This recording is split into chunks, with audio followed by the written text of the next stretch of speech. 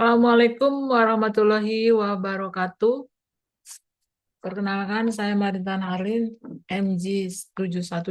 Kali ini saya akan presentasikan ujian akhir semester mata kuliah Manajemen Strategik. Saya akan mereview 15 artikel mengenai evaluasi strategi dan organisasi, mengenai evaluasi strategi organisasi dan bisnis dalam manajemen strategik.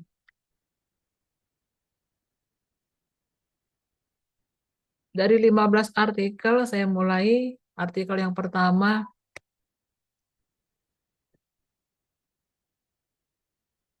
Saya mereview dari jurnal Abdi Masyarakat Perbanas dengan judul Transformasi Usaha Mikro Kecil dan Menengah dengan studi kasus menuju bisnis kreatif dan inovatif.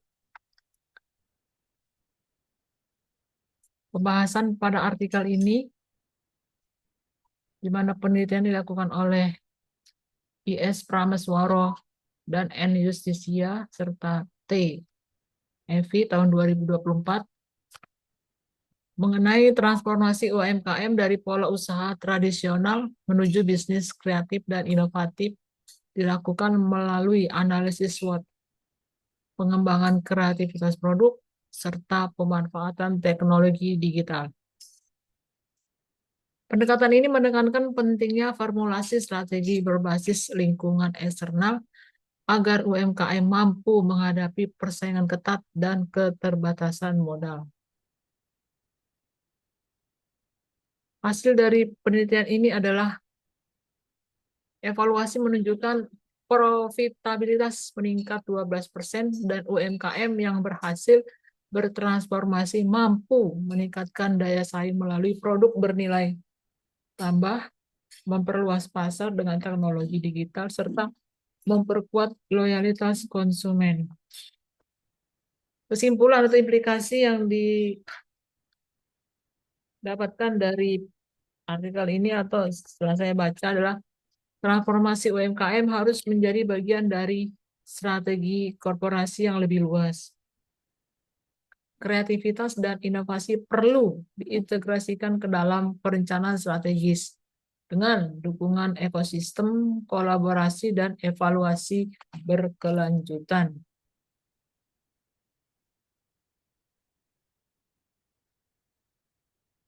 Lalu artikel yang kedua adalah dari jurnal ilmiah manajemen profetik dengan judul Strategi Manajemen Inovasi untuk meningkatkan daya saing perusahaan di pasar global.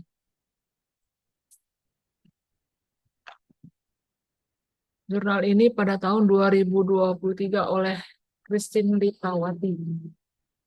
Dalam artikel ini dibahas mengenai inovasi sebagai kemampuan strategis yang mempengaruhi seluruh rantai nilai perusahaan. Penempatan inovasi ini dan dalam penelitian ini juga menggunakan metode mixed methods, fokus kajian pada kepemimpinan visioner, investasi R&D, serta kolaborasi dengan ekosistem inovasi atau universitas, startup, dan pemerintah. Hasil dari penelitian ini, perusahaan yang mengelola inovasi secara sistematis berhasil mencapai diferensiasi produk, meningkatkan efisiensi operasional, memperluas pasar internasional, dan membangun keberlanjutan bisnis. Hambatan utama adalah resistensi internal dan regulasi ketat. Implikasi atau kesimpulan, inovasi harus dipandang sebagai investasi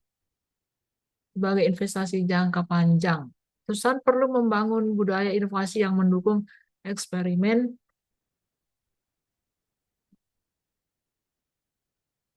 dan toleransi kegagalan, memperkuat kemitraan strategis, serta mengoptimalkan kebijakan investasi R&D untuk menciptakan keunggulan kompetitif berkelanjutan.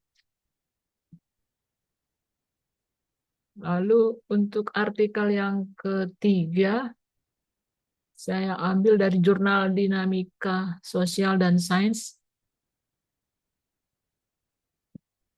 dengan judul Strategi Manajemen dalam Meningkatkan Efektivitas dan Efisiensi Organisasi. Artikel ini dibuat oleh Gunawan Kurniasi tahun 2024 di Jurnal Dinamika Sosial dan Sains. Di sana dibahas mengenai efektivitas dan efisiensi organisasi dicapai melalui integrasi fungsi manajemen klasik seperti perencanaan, pengorganisasian, kepemimpinan, dan pengendalian dalam kerangka strategis. Pendekatan ini menekankan bahwa keberhasilan organisasi tidak hanya tergantung pada operasional harian, tetapi juga pada strategi jangka panjang yang terukur. Organisasi yang konsisten menerapkan strategi manajemen lebih siap menghadapi globalisasi. Efektivitas dicapai melalui pencapaian tujuan terukur, sedangkan efisiensi diperoleh dengan optimalisasi sumber daya. Kesimpulannya adalah organisasi harus mengintegrasikan perencanaan, pengorganisasian, kepemimpinan, dan pengendalian ke dalam kerangka strategis adaptif. Evaluasi berkelanjutan dan budaya inovasi menjadi kunci keberlanjutan operasional.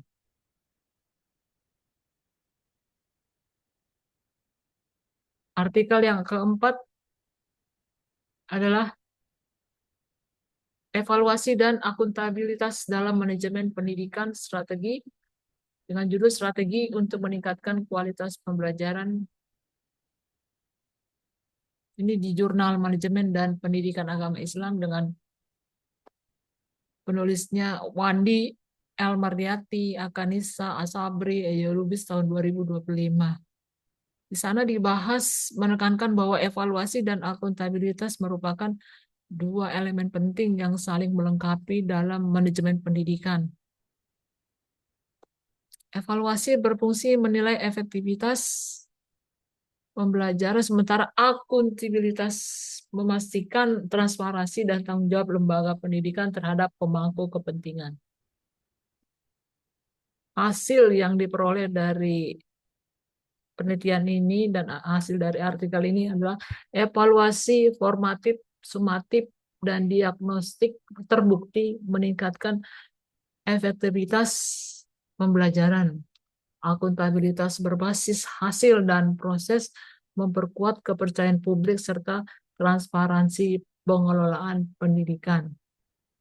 Implikasi atau kesimpulannya, lembaga pendidikan perlu membangun sistem evaluasi berbasis data dan akuntabilitas multilevel seperti guru, sekolah, pemerintah, dan masyarakat. Penerapan prinsip transparansi, partisipasi, dan pengawasan akan menjadi pilar peningkatan mutu pendidikan secara berkelanjutan. Demikian review artikel yang keempat. Lalu kita lanjut ke artikel yang kelima. Saya ambil dari Bakti Nagori ya, Jurnal Pengabdian kepada Masyarakat juga, dengan judul Pemberdayaan UMKM melalui Strategi Branding dan Pelatihan Digital Marketing dalam meningkatkan daya saing di era digital. Studi kasus di Kelurahan Penjaringan Sari, Surabaya. Ini tahun 2025 ya, dengan penulisnya LN Priscilia dan teman-temannya. Di sana dibahas pemberdayaan UMKM di Kelurahan Penjaringan Sari, Surabaya dilakukan melalui strategi branding dan pelatihan digital marketing. Program dilaksanakan dengan penyuluhan, pelatihan, dan pendampingan berbasis kebutuhan lokal, melibatkan mahasiswa KKN tematik SDGs UPN Veteran Jawa Timur. Hasil yang didapatkan dari penelitian ini adalah pelaku UMKM menunjukkan peningkatan keterampilan dalam membuat konten promosi, mengelola media sosial, serta memahami pentingnya identitas merek. Penerapan strategi ini memperluas jangkauan pasar dan meningkatkan daya saing.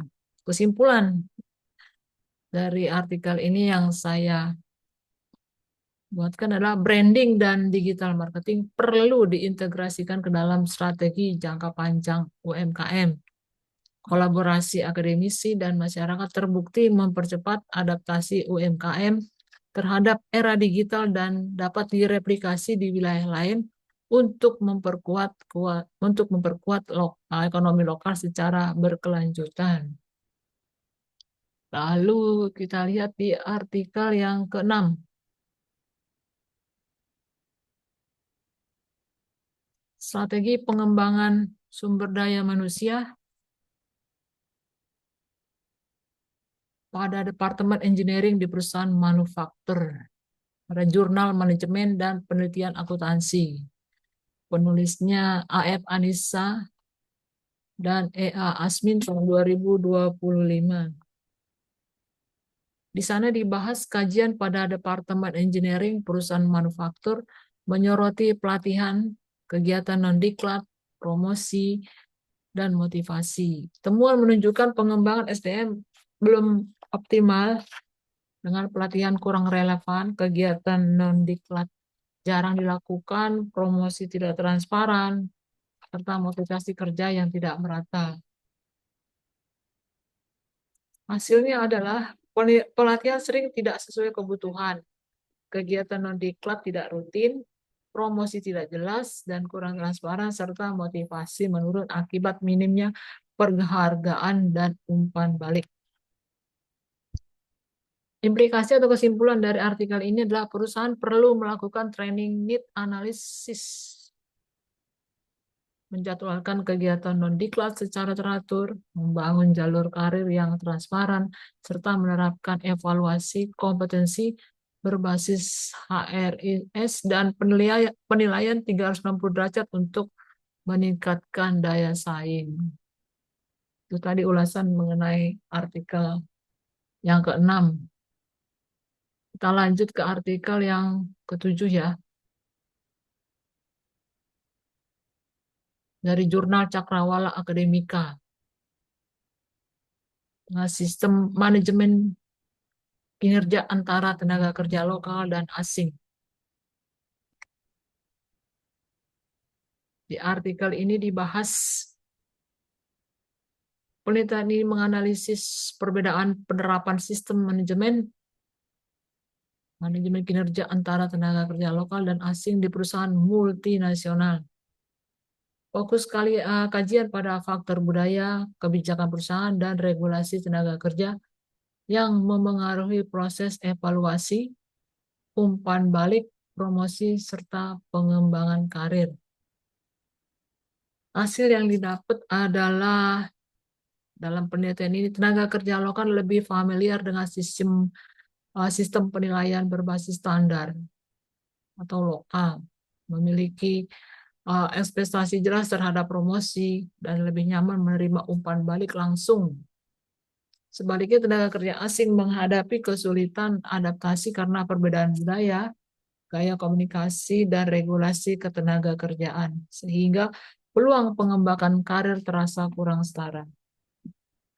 Kesimpulan yang dapat saya ambil dari artikel ini adalah perusahaan multinasional perlu menerapkan strategi manajemen kinerja yang fleksibel dan sensitif budaya.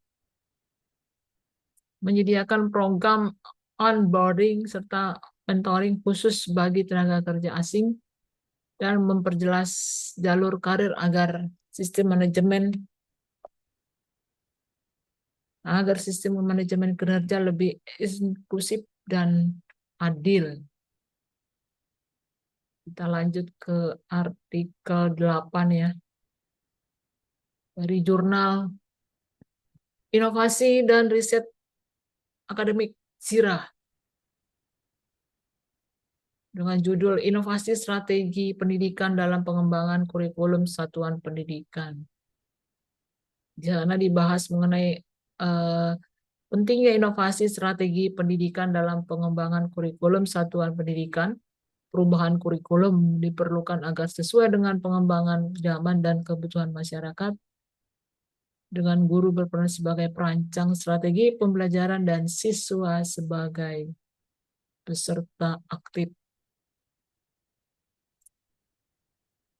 Dari hasil artikel ini, inovasi strategi pendidikan mampu mengatasi kelemahan pembelajaran konvensional yang cenderung pasif dan abstrak.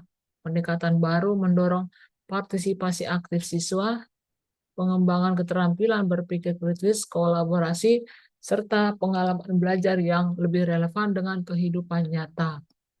Kesimpulannya adalah kurikulum yang dikembangkan dengan strategi pendidikan inovatif akan lebih adaptif terhadap perubahan sosial dan teknologi, sekaligus meningkatkan kualitas pembelajaran. Guru perlu mengintegrasikan metode inovatif ini agar siswa tidak hanya menerima pengetahuan, tetapi juga mampu mengembangkan potensi diri secara menyeluruh. Kita lanjut ke artikel yang ke-9 ya. Strategi pemasaran jasa di era digital, jasa pendidikan. Di Jurnal Inovasi dan Manajemen Pendidikan. Dengan judul Strategi Pemasaran Jasa Pendidikan di Era Digital, bahasan ini mengenai strategi pemasaran dan jasa pendidikan di era digital dengan pendekatan berbasis teknologi dan data. Fokus utama pada pemantauan media sosial, pemasaran konten, serta personalisasi melalui analitik data. Hasil dari penelitian ini atau artikel ini adalah media sosial efektif menjangkau audiens luas dan membangun reputasi. Pemasaran konten meningkatkan kredibilitas dan engagement, sementara personalisasi berbasis data membuat komunikasi lebih tepat sasaran. Tantangan muncul dari keterbatasan sumber daya, kebutuhan keahlian digital, serta isu privasi data. Kesimpulannya adalah institusi pendidikan perlu berinvestasi dalam keterampilan digital staff, memanfaatkan analitik data, dan memperkuat keamanan informasi. Strategi pemasaran digital yang adaptif dan berbasis teknologi menjadi kunci keberhasilan dalam menarik dan mempertahankan peserta didik. Kita lanjut ke artikel yang 10, strategi meningkatkan kinerja sumber daya manusia pada UMKM di Malang dengan metode SWOT. Penelitian ini menggunakan analisis SWOT untuk merumuskan strategi peningkatan kinerja sumber daya manusia pada UMKM di Kota Malang. Fokus diarahkan pada kekuatan dan kelemahan peluang dan ancaman yang dihadapi UMKM. Ini pada Jurnal Manajemen Sains dan Organisasi. Hasil pelayanan menjadi kekuatan utama. Sementara kualitas SDM muncul sebagai kelemahan terbesar. Peluang berasal dari produk khas daerah dan bahan baku yang melimpah, sedangkan ancaman utama adalah pesaing pendatang baru. Analisis menunjukkan UMKM Malang berada di kuadran 1 atau strategi agresif, sehingga strategi SO dapat diterapkan untuk memanfaatkan kekuatan dan peluang secara maksimal. Lalu kita lanjut ke artikel 11, strategi bisnis digital dalam menghadapi tantangan perkembangan teknologi di era digital.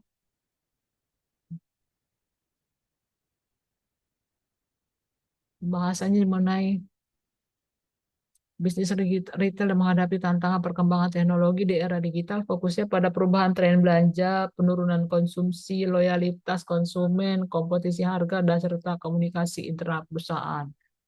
Lalu kita ke artikel 12 dari Jurnal Manajemen dan Pemasaran Digital, evaluasi manajemen logistik dan pemanfaatan sistem informasi logistik dalam meningkatkan kualitas distribusi barang terhadap kepuasan pelanggan. Nah, di sini dibahas mengenai manajemen logistik, penerapannya, sistem informasi logistik, dan kualitas layanan distribusi barang berperan langsung dalam meningkatkan kepuasan pelanggan. Simpulannya adalah investasi pada Investasi pada infrastruktur logistik, pengembangan SDM, dan teknologi informasi terintegrasi menjadi kunci menjadi kepuasan pelanggan sekaligus memperkuat daya saing bisnis secara berkelanjutan. Lalu yang artikel 13 juga masih mengenai formula strategi Bank BTN dalam menghadapi transformasi digital perbankan di Kota Bandung. Saya juga sudah topik bahasanya saya lampirkan. Lalu review artikel 14 juga efisiensi energi berkelanjutan. Jadi masih dalam strategi manajemen, strategi desain dan perhitungan optimalisasi efisiensi energi pada selubung bangunan. Bahasanya dan hasil dari kesimpulannya saya lampirkan juga. Lalu kita lanjut ke review artikel 15 di Jurnal Manajemen dan Administrasi Bisnis Jumasis tahun 2024 oleh BC Perdana. Evaluasi implementasi strategi manajemen berbasis teknologi dalam meningkatkan efisiensi operasional perusahaan. Pembahasannya saya lampirkan, kajiannya, lalu hasil dan implikasinya.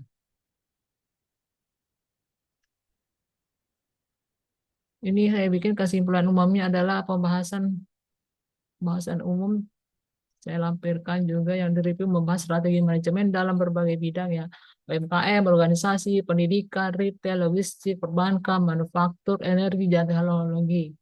Benang merah yang muncul adalah bahwa strategi manajemen bukan sekedar teori, melainkan harus diimplementasikan secara adaptif sesuai konteks internal dan eksternal. Hasil dan kesimpulannya juga ada saya lampirkan. Ini daftar pustakanya dan artikel ini. Demikian prestasi saya. Saya Marikan Hardi Manurung. Assalamualaikum warahmatullahi wabarakatuh.